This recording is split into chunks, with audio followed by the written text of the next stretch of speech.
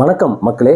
Staff selection commission, அதாவது மத்திய அரசு பணியாளர் தேர்வாணையம், பல்வேறு துறைகளுக்கு மத்திய அரசு சென்ட்ரல் கவர்மெண்ட்டில் MTS அப்படின்னு ஒரு போஸ்ட், மல்டி டாஸ்கிங் ஸ்டாஃப் அப்படின்னு பேர். இதுக்கு வந்து என்ன தகுதி அப்படின்னா 10th படிச்சிருந்தால் போதும். அதற்கான அந்த எக்ஸாமினேஷன் அப்ளை பண்ணுறதுக்கு இப்போ ஓப்பனில் இருக்குது. அடுத்த ஜூலை 18 20 வரைக்கும் லாஸ்ட் டேட்டு. இது தொடர்பாக நம்ம வந்து ஏற்கனவே வந்து இந்த எக்ஸாமுக்கு எப்படி ப்ரிப்பேர் பண்ணுறது, எப்படி அப்ளை பண்ணுறது அப்படிங்கிற பற்றி பார்த்தோம். இப்போ நிறைய மாணவர்களுக்கு இந்த MTS ஜாப்னா என்னன்னே தெரிய மாட்டேங்குது. ஸோ அதுக்காக தான் இந்த வீடியோ நான் போடுறேன். MTS ஜாப், இந்த ஜாப்போட வேலை ப்ரொஃபைல் என்ன, இதில் சம்பளம் எவ்வளவு, இதில் ப்ரொமோஷன் எப்படி, என்னெல்லாம் சலுகைகள் இருக்குது அப்படிங்கிறதான் இந்த வீடியோவில் பார்ப்போம். முதல்ல இதை தெரிஞ்சுக்கோங்க. அதுக்கப்புறம் இந்த நீங்கள் வேலைக்கு வரலாமா வேணாமா அப்படிங்கிறத முடிவு பண்ணிங்க. முதல்ல MTS அப்படின்னா நிறைய மாணவர்கள் என்ன நினைக்கிறாங்க, ஸ்டூடெண்ட்ஸு இந்த TNPSC ப்ரிப்பேர் பண்ணுறவங்களாம், அது என்னப்பா பியூன் வேலைப்பா, குரூப் டி வேலைப்பா, வாட்ச்மேன் வேலைப்பா, விளக்கமாரி வச்சு கூட்ட சொல்லுவாங்க, டாய்லெட் க்ளீன் பண்ண சொல்லுவாங்க அப்படின்னு.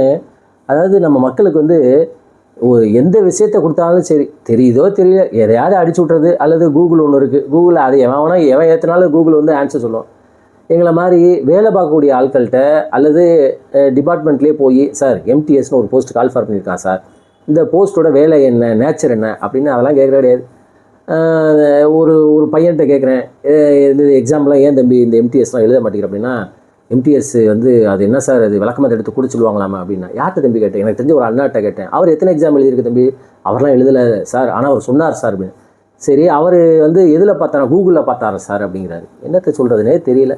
அப்போ இதில் வந்து என்ன செய்யுது அப்படின்னா, மக்களுக்கு வந்து ஒரு மாணவர்களுக்கு, இளைஞர்களுக்கு ஒரு இதை பகுப்பாய்ந்து ஒரு இதை, அதாவது சொல்ல முடியல, ஆராய்ச்சி செஞ்சு ஒரு இதை உணரணும் அப்படிங்கிறது தெரிய மாட்டேங்குது. சரி, நமக்கு தெரிஞ்சதை நான் சொல்கிறேன். இதில் சொல்கிற எல்லாமே உண்மை தான். நான் சொல்ல போகிற வீடியோவில் MTSஐ பற்றியானது எதுவும் பொய் எக்ஸாகரேஷன்லாம் கிடையாது. MTS அப்படிங்கிற போஸ்ட் என்ன அப்படின்னா, 7th பே கமிஷனுக்கு முன்னாடி பல்வேறு வகையான போஸ்ட்லாம் இருந்துச்சு. இந்த குரூப் டி, வாட்ச்மேன், அந்த மாதிரிலாம் டிரைவர் அப்படிங்கிற மாதிரிலாம் போஸ்ட் இருந்துச்சு.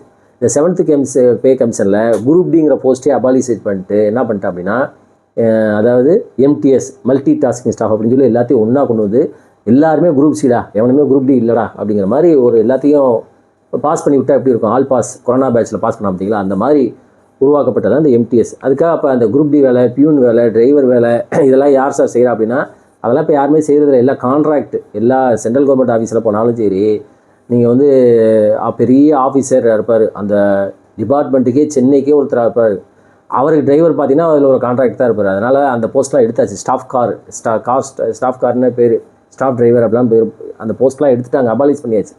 எடுத்துட்டாங்கன்னா இருக்கிற வரைக்கும் இருப்பாங்க, அதுக்கப்புறம் ரிட்டையர் ஆனதுக்கப்புறம் இது பண்ணிடுவான்னு சொன்னேன். அந்த மாதிரி அந்த குரூப் டி, பியூன் அப்படிங்கிற அந்த கான்செப்டே இப்போ கிடையாது. இப்போ ஆஃபீஸர் கதவை திறந்து விடுறது, பெல் அடிச்சா போகிறது எல்லாமே கான்ட்ராக்டில் விட்டாச்சு. ஸோ இதுதான். அதனால் MTSோட வேலை வந்து இதெல்லாம் கிடையாது சார். அப்புறம் டாய்லெட் க்ளீன் பண்ணுறது அதுக்கெலாம் வந்து கான்ட்ராக்டில் விட்டாச்சுங்க, எல்லாமே கான்ட்ராக்ட்டுங்க. அதுதான் திரும்ப திரும்ப சொல்லுது. அப்போ MTSோட வேலை என்ன அப்படின்னா, MTSங்கிறது ஒரு ஜூனியர் அசிஸ்டண்ட் வேலை தான். ஸ்டேட் கவர்மெண்ட்டில் குரூப் 4 எடுக்கிற மாதிரி, TNPSC எடுக்கிற மாதிரி இதுவும் வந்து ஒரு ஜூனியர் அசிஸ்டண்ட் வேலை. அப்போ என்ன வேலை இருக்கும் அப்படின்னா, டைப்பிங், சிஸ்டத்தில் தான் ஒர்க்கு.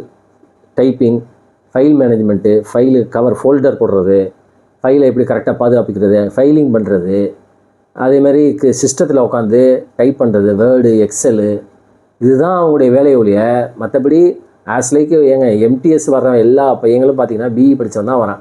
அவனை கொண்டு போய் நீ டேபிளத்தோட காஃபி வாங்கிட்டு சொல்லி சொன்னால் அவன்லாம் செய்வானா? செய்ய மாட்டாங்க. அதனால் இதெல்லாம் தெரிஞ்சு வச்சுக்கோங்க. இப்போ நான் சொல்கிறதையும் கூட நம்மளும் அவசியம் கிடையாது. நீங்களே போங்க, ஒரு கவர்மெண்ட் ஆஃபீஸ் போங்க, கண்டிப்பாக அவங்க உள்ள ஸ்டாஃப்ட்ட போய் கேளுங்க, சார் MTSனு ஒரு வந்திருக்கு, என்ன சார் வேலை அப்படின்னு சொல்லி கேளுங்க. அவர் ஒருத்தர் சொல்கிறதையும் நம்பாதீங்க, இன்னும் 2-3 பேர்த்திட்ட சொல்ல, அவரோட காண்டாவார்.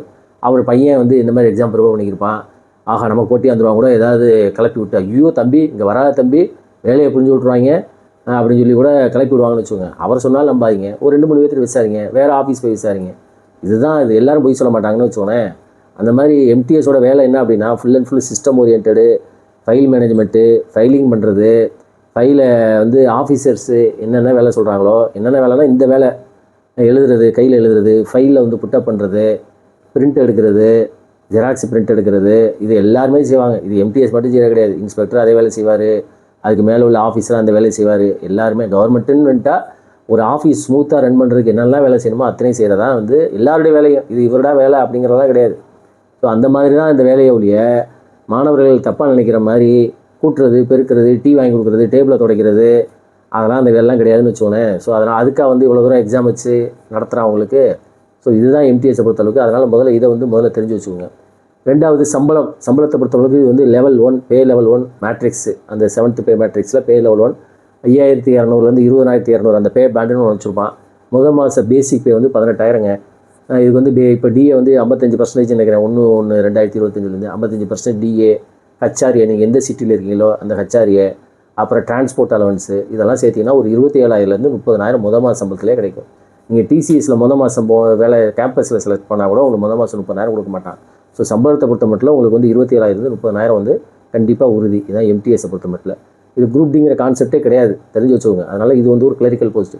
அப்போ நீங்கள் கேட்கலாம், சார் இப்போ ஹச்எஸ்சி ஹையர் செகண்டரி லெவலில் வந்து டேட்டா என்ட்ரி ஆப்ரேட்டர்னு ஒரு போஸ்ட் கால்வார் பண்ணியிருக்கேன், ஜூனியர் செக்ரட்டரியேட் அசிஸ்டன்ட்னு ஒரு போஸ்ட் வச்சுருக்கான், எல்டிசி டிஓ. அதுக்கு இதுக்கு என்ன சார் வித்தியாசம் அப்படின்னா, எம்டிஎஸ்ங்கிற போஸ்ட்டு அனைத்து விதமான சென்ட்ரல் கவர்மெண்ட்லேயும் வரும், தெரிஞ்சு வச்சுக்கோங்க.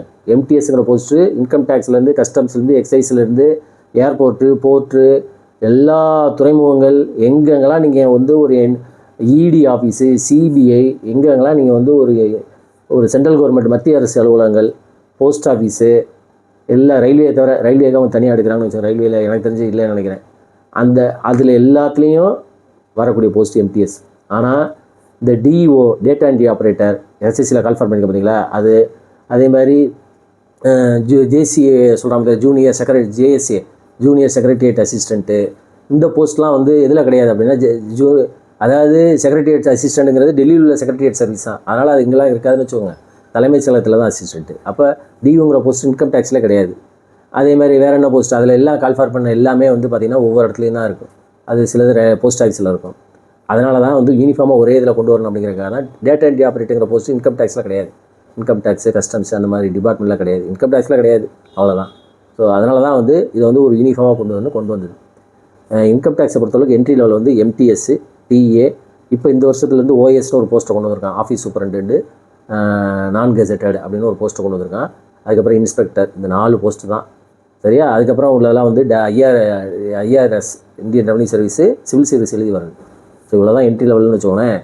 இப்போ சம்பளம் சொல்லிட்டேன். சம்பளத்தை பொறுத்த மட்டும் இந்த இதுதான், அதாவது 18,000 பேசிக்கு கிட்டத்தட்ட உங்களுக்கு வந்து ஹெச்ஆர்ஏ இதெல்லாம் போட்டிங்கன்னா உங்களுக்கு வந்து ஒரு 27,000 30,000 கிடைக்கும். சரி, என்னெல்லாம் சலுகைகள் அப்படின்னு பார்த்தீங்கன்னா, சனி ஞாயிறு லீவு, புத்த பூர்ணிமா, காந்தி ஜெயந்தி, நேரு பிறந்தநாள், அம்பேத்கர் பிறந்தநாள், அதுக்கப்புறம் வந்து வருஷப்பிறப்பு, அதுக்கப்புறம் வேறு என்னெல்லாம் குருநானக் பிறந்தநாள், தீபாவளி, ஆயுத பூஜை, பொங்கல், மகா சங்கராந்தி, தெலுங்கு வருட பிறப்பு எல்லாத்துக்கும் லீவ். தொட்டதுக்கெலாம் லீவு. மத்திய அரசு பணியை பொறுத்த மட்டும் கிட்டத்தட்ட பாதி லீவ் இருக்குன்னு வச்சுக்கோங்க. எல்லா சென்ட்ரல் கவர்மெண்ட்டு பப்ளிக் ஹாலிடே அது வந்து நாமினேட் பண்ணிடுவாங்க. அது கிட்டத்தட்ட ஒரு 12 நாள் லீவுன்னு வச்சுக்கோங்க. இது வந்து பொதுவாக விடுமுறை கொடுக்குறது சனி ஞாயிறு லீவு. அதுக்கப்புறம் இந்த நேஷனல் ஹாலிடேஸ்ன்னு சொல்லி இது ஒரு தனியாக கொடுத்துருவாங்க. இது போக ஒவ்வொரு எம்ப்ளாய்க்குமே உள்ள அனைத்து விதமான லீவு, சிஎல் 8 நாள், அதுக்கப்புறம் வந்து பார்த்திங்கன்னா இஎல் 20 நாள், சிக் லீவ் ஒரு 10 நாள், இந்த மாதிரி மெடிக்கல் லீவ் சொல்லி சொல்லுவாங்க பார்த்தீங்களா, இது தனி. ஸோ இது ஒன்று. அதுக்கப்புறம் ரெஸ்ட்ரிக்டட் ஹாலிடே அது ஒரு 2 நாள். ஸோ இது ஒரு தனின்னு வச்சுக்கோங்க. ஆஃபீஸ் ஹவர்ஸ் வந்து 9:15 சாயங்காலம் 5:45 வரைக்கும். கிட்டத்தட்ட டே டைமில் தான், நைட் டியூட்டியோ அந்த மாதிரிலாம் கிடையாதுன்னு வச்சுக்கோங்களேன். 10 to 5 ஆஃபீஸ், சிம்பிளாக சொல்லணும்னா 10 to 5 ஆஃபீஸ், அவ்வளோதான்.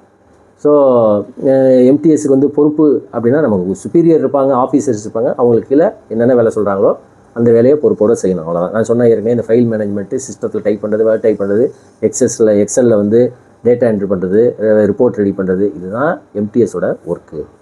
சரியா? ஸோ அதனால் சம்பளம் சொல்லியாச்சு. அடுத்து லீவு சலுகைகள், வேறு என்னெல்லாம் சலுகைகள். நீங்கள் சென்னை மாதிரி ஊரில் இருந்தீங்கன்னா உங்களுக்கு வந்து சிஜிஹெச்எஸ், அதாவது சென்ட்ரல் கவர்மெண்ட் ஹெல்த் இன்சூரன்ஸ், அந்த ஹெல்த் பாலிசி இது பார்த்தீங்களா, அந்த சர்வீசஸில் போய் சென்ட்ரல் கவர்மெண்ட்டில் உள்ள எல்லா ஹாஸ்பிட்டல்லையும் நீங்கள் வந்து கார்டு வாங்கிட்டு சிகிச்சை பெற்றுக்கொள்ளலாம். இதுக்கு வந்து சம்பளத்தில் 150 ரூபா 200 ரூபா தான் பிடிப்பாங்க. இது வந்து உங்களுக்கு மட்டும் கிடையாது, உங்கள் டிபெண்ட், நீங்கள் உங்களுக்கு திருமணமாக இருந்தால் wife, depend mother, father, sisters, brothers எல்லாத்துக்கும் இந்த சலுகைகள்லாம் உண்டு. ஸோ அதனால் சிஜிஹெச்எஸில் மருத்துவ வசதிகள் பெற்றுக்கொள்ளலாம். அதுக்கப்புறம் வந்து ஓய்வு பலன், ரிட்டையர் ஆனீங்க அப்படின்னா ஒரு 20 வருஷம் 30 வருஷம் பார்த்தீங்கன்னா இப்போ யூனிஃபைடு பென்ஷன் ஸ்கீம் அதுவும் வச்சுக்கலாம், அல்லது நியூ பென்ஷன் ஸ்கீம் ஏதாவது ஒரு இது. ஸோ பென்ஷன் ஸ்கீமில் அந்த ஒரு ஸ்கீம் வந்துடுது. ஸோ இவ்வளோ சலுகைகள் தரான் இதை பொறுத்த மட்டும். ஸோ அதனால் இதுதான் வந்து எம்டிஎஸை பொறுத்த மட்டும். ப்ரொமோஷன் வந்து பார்த்திங்கன்னா இப்போ என்ன பண்ணியிருக்காங்க அப்படின்னா, 5 வருஷம் எம்டிஎஸ்ஸாக இருந்துட்டிங்கன்னா அதுக்கடுத்து டிஏ இன்கம் டேக்ஸை பொறுத்தளவுக்கு அடுத்த கேடர் போகிறதுக்கு டேக்ஸ் அசிஸ்டண்ட்டு, அதுலேருந்து பார்த்திங்கன்னா ஓஎஸ்ஸு, அதுலேருந்து பார்த்திங்கன்னா இன்ஸ்பெக்டர்ஸு, அந்த மாதிரி ப்ரொமோஷன்ஸு இதாக இருக்குது. இப்போ இந்த 5 வருஷத்தை 3 வருஷத்தை ஆக்கணும் கூட முடிவு பண்ணியிருக்காங்க. இது ஒவ்வொரு டிபார்ட்மெண்ட்லேயும் மாறுன்னு வச்சுங்க. ஸோ அதனால் எம்டிஎஸ்ஸை ஜாயின் பண்ணி ஆஃபீஸர் வரைக்கும் வரலாம். அதுவும் நீங்கள் வந்து எப்படி படிக்கிறீங்க அப்படிங்கிறத வச்சு தான். ஸோ அதனால் வேறு என்னெல்லாம் இருக்குது அப்படின்னு பார்த்தீங்கன்னா, நிறைய ஃப்ரீ டைம், ரிலாக்ஸ் டைம் கிடைக்கும். அந்த டைமில் நீங்கள் சிவில் சர்வீஸ் போன்ற ஹையர் ஸ்டடீஸ்க்கு படிக்கலாம். உங்களுக்கு வந்து நிறையா நான் சொன்ன மாதிரி இவ்வளோ நாட்கள் லீவ் இருக்குது. ஸோ அதனால் இந்த லீவெல்லாம் பயன்படுத்தி நீங்கள் வந்து ஃபர்தர் எக்ஸாமினேஷன், இதே சிவில் சர்வீஸ்லேருந்து ஐஆர்எஸ் எக்ஸாமினேஷன் எழுதுறதுலேருந்து இன்ஸ்பெக்டர் எக்ஸாமினேஷன்ஸ், வேறு ஏதாவது டிபார்ட்மெண்ட் போகிறதுனா கூட நீங்கள் வந்து இந்த வேலையை தக்க வச்சுக்கொள்ளலாம். ஸோ அதனால் இது வந்து 100% சென்ட்ரல் கவர்மெண்ட்டு ஜாப் கேரண்டி, 100% உடைய பணி பாதுகாப்பு உண்டு. மற்றபடி டிசிஎஸோ இந்த மாதிரி எல்லாம் பார்த்தீங்கன்னா லே ஆஃப் பண்ணுற மாதிரிலாம் இதெல்லாம் பண்ணவே முடியாது. இவ்வளோ சலுகைகள் இருக்குது. அப்போ இந்த ஒரே ஒரு எக்ஸாமினேஷன், சிங்கிள் ஸ்டேஜ் எக்ஸாமினேஷன், ஒரே எக்ஸாமினேஷன் ஓஹோ வாழ்க்கை அப்படிங்கிற மாதிரி அந்த ஒரே ஒரு சிபிடி எக்ஸாமினேஷன், அதை மட்டும் எழுதி பாஸ் பண்ணிட்டீங்கன்னா கண்டிப்பாக பாஸ் பண்ணிடலாம். எக்ஸாமினேஷனும் பார்த்தீங்கன்னா ரொம்ப ஈஸி. பார்த்தீங்கன்னா மேக்ஸ் ரீசனிங் போகணும்னு அவசியமே கிடையாது. அது சுற்றி விட்டால் கூட நீங்கள் வந்து குவாலிஃபை ஆகிடலாம். இது செஷன் 1. இதுக்கு பழைய வீடியோவில் நான் முன்னாடி சொல்லியிருக்கேன். செஷன் 2ல் வந்து பார்த்தீங்கன்னா இங்கிலீஷு ஜிகே 25 கொஸ்டின்ஸு. இதை மட்டும் படித்தாலே போதும். இதுக்கு நிறைய யூடியூப்பில் வீடியோஸ்லாம் இருக்குது. உங்களுக்கு வேணால் சொல்லுங்கள், நான் கமெண்ட் பண்ணுறேன். இப்படிலாம் பண்ணிங்கன்னா என்னோடய ப்ரீவியஸ் வீடியோ பாருங்கள். இவ்வளோதாங்க. இந்த 80 நாள் நீங்கள் படிச்சிங்கன்னா கண்டிப்பாக இந்த எக்ஸாமினேஷன் எழுதி பாஸ் பண்ணிடலாம். குறிப்பாக தமிழ்நாட்டு மாணவர்கள் இந்த ஒன்றுமில்லாத இந்த டிஎன்பிசிக்கு படித்து உங்களுடைய நேரத்தை விரயம் பண்ணி இந்த குரூப் 4 எக்ஸாமினேஷனில் எப்போ கால் ஃபார் வரும், எப்போ ரிசல்ட் வரும் அப்படின்னு சொல்லி பரிதவிக்கிறதுக்கு இந்த எக்ஸாமினேஷனாக எழுதிங்கன்னா 6 மாதத்தில் இந்த எக்ஸாமினேஷன்ஸ்க்கான முடிவு வந்துடும். அதாவது அதில் ஒரு ஸ்பெஷாலிட்டி. இதில் இன்டர்வியூ கிடையாது, அடுத்த ஸ்கில் டெஸ்ட் கிடையாது, எதுவுமே கிடையாது. ஜஸ்ட் இதை பாஸ் பண்ணிங்கன்னா முடிஞ்சு போச்சு. ஒரே எக்ஸாமினேஷன், அந்த ஒரு செஷன் கிட்டத்தட்ட ஒரு 2.5 மணி நேரம் 3 மணி நேரம் நடக்கும்னு சொல்லுவாங்க. அதில் முதல் 45 நிமிஷம் மேக்ஸு, 20 ரீசனிங் இருக்கும். அது மேக்ஸ் ரீசனிங் போடவே அவசியம் கிடையாது. சுற்றி விட்டாலே போதும். 10, 8 அந்த மாதிரி மினிமம் குவாலிஃபை ஆனாலே போதும், பாஸ் பண்ணிடலாம். அதுக்கப்புறம் வந்து பார்த்திங்கன்னா செஷன் 2 ஒரே இதில் தான். ஃபஸ்ட்டு அது செஷன் 1 ஓப்பன் ஆகும். செஷன் 2 தான் குவாலிஃபைங். இது அதாவது கட் ஆஃப் எடுக்கக்கூடியது. அவ்வளோதாங்க இந்த எக்ஸாமினேஷன். தயவுசெய்து தமிழ்நாட்டு மாணவர்களே ப்ரிப்பேர் பண்ணுங்கள். நல்ல வாய்ப்பு. தயவுசெய்து திரும்ப இந்த குரூப் 4 விஓக்கெலாம் எழுதி 5000 போஸ்ட்டு 8000 போஸ்ட்டு பார்த்தீங்கன்னா 20 லட்சம் பேர் எழுதுகிறாங்க. அதனால் இதை நல்லா இது பண்ணுங்கள். இந்த வருஷம் எம்டிஎஸ் வந்து பார்த்திங்கன்னா ஒரு நோட்டிஃபிகேஷனில் கொடுத்துருக்காங்க. இந்த மாதிரி ரீஜனல் லாங்குவேஜ் மஸ்ட்டுங்கிற மாதிரி கண்டிப்பாக கொண்டு வரலாம். நல்ல வாய்ப்பு. சிறப்பாக பயன்படுத்திக்கோங்க. உங்களுடைய மேலான கருத்துக்களை கமெண்ட்